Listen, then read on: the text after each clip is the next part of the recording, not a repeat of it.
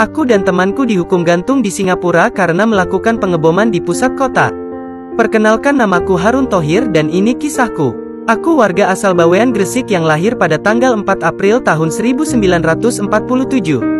Semasa sekolah aku memang dikenal sering membuat ulah, suka tawuran, tidak mau bayar saat naik bis, dan bahkan sewaktu kecil aku pernah mencuri padi untuk dibagikan pada warga desaku yang kurang mampu hingga membuatku ditangkap dan diikat oleh petani di desaku.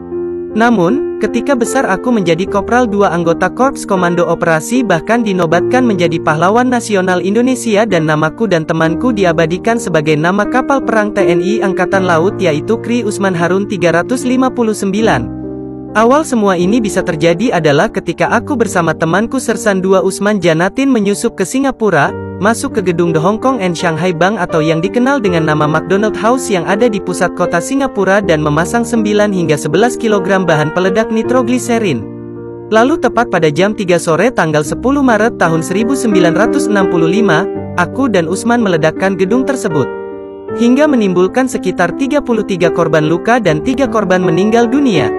Aksi sabotase pengeboman ini aku lakukan atas nama negara karena pada saat itu Presiden Soekarno menentang penggabungan Federasi Tanah Melayu, Singapura, Brunei, Sarawak dan Sabah ke dalam satu Malaysia. Akibat aksi ini aku dan Usman ditangkap, lalu pada tanggal 20 Oktober tahun 1965 divonis bersalah dan mendapat hukuman gantung. Meski Pak Soeharto sudah mengirim Letkol Ramli untuk menyelesaikan permasalahan ini, tapi tetap saja pihak Singapura tidak mau mengubah hukumanku dan Usman.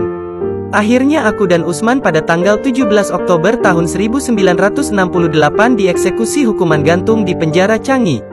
Aku dan Usman kemudian diangkat sebagai pahlawan nasional Indonesia meski di negara Singapura, aku dan Usman dianggap teroris.